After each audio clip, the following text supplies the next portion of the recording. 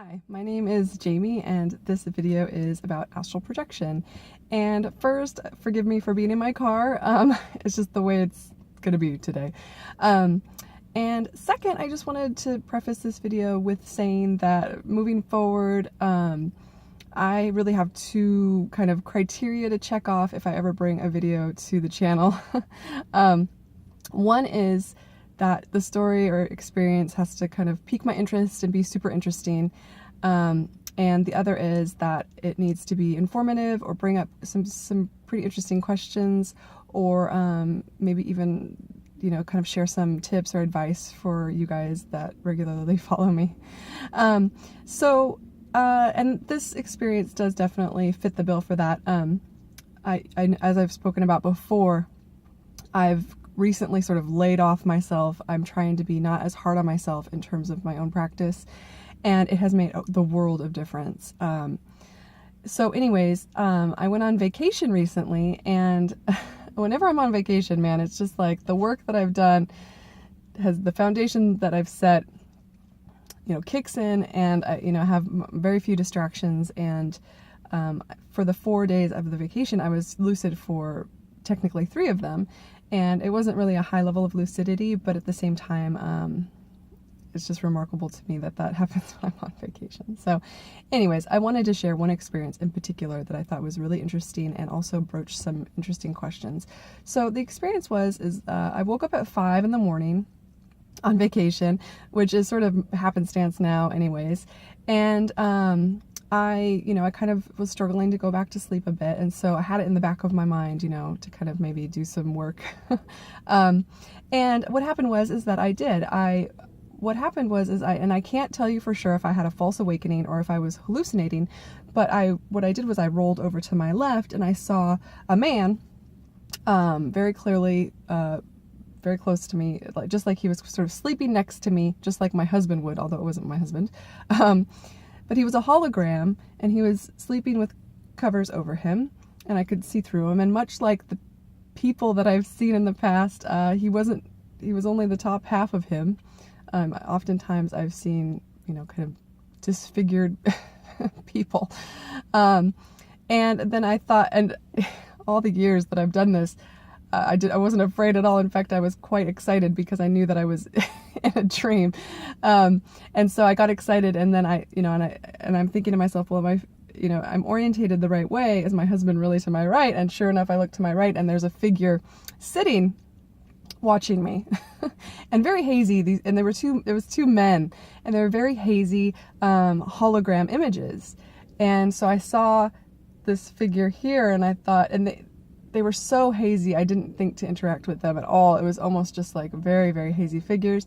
And so at that point, I had the intention in my mind, let's try to project. And I hardly had the time to even think it before I felt myself rise out of my body. And I've had that experience a lot in the past where the vibrations just don't really happen. So I felt myself rise out of my body, and as I'm rising up, I feel myself push through the ceiling. Again, another experience that I've had quite often, where I can almost feel the insulation and going through the whole texture of the ceiling. And so I'm rising out, and the whole time in my mind, I'm thinking to myself, am I really projecting? Is this really a dream? It's something that's been on my mind lately, especially because I've been having a lot of these kinds of experiences, just more of what I would call a lucid dream, but with out-of-body experiences surrounding them. And so I'm rising out of my body, and I push through the ceiling, and I'm really trying to focus and look on the city below me, and it certainly wasn't where I was. And it was kind of just nondescript, and everything still had that kind of hazy fuzz to the dream. It was not crystal clear. It wasn't like I am right now. And I will tell you that there have been many times I've been places where it is just like it is now. Real as day.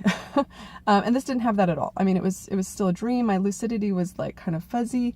And so I'm looking at the buildings and I realized that everything's in black and white.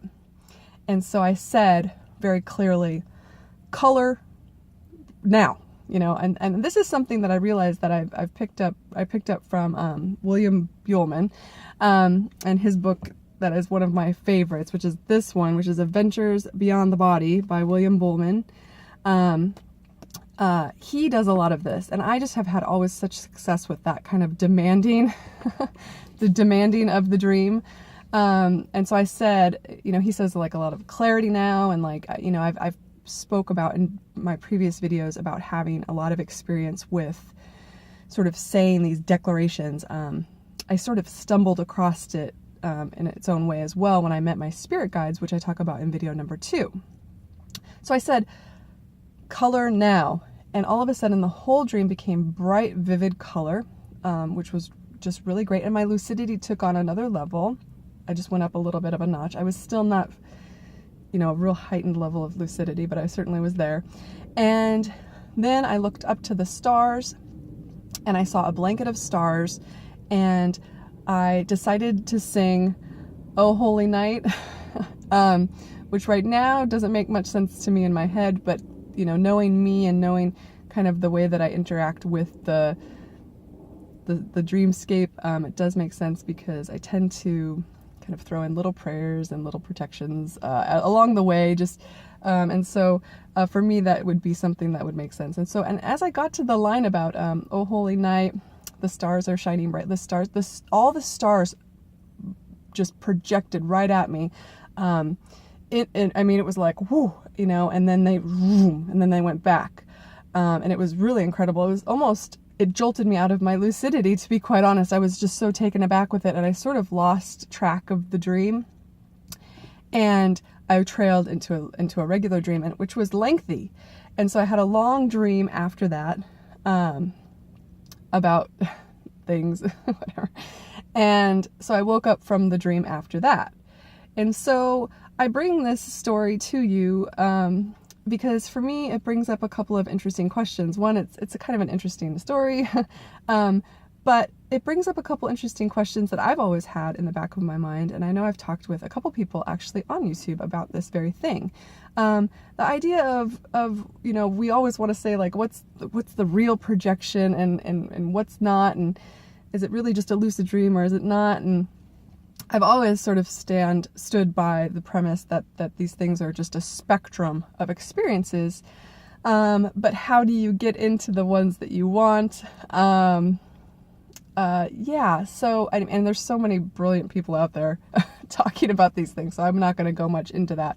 But I just think it's interesting, this idea of having like these out-of-body experiences, but not necessarily, you know, having that kind of like hard and fast. And another thing that I did just real quick want to mention was, I've talked about this with somebody on YouTube a couple times, and I think that it really makes sense, is that the experiences that I've had where I've really been taken aback and it's been remarkable, and I've shared a lot of them on this channel, are ones that I've woken up after immediately.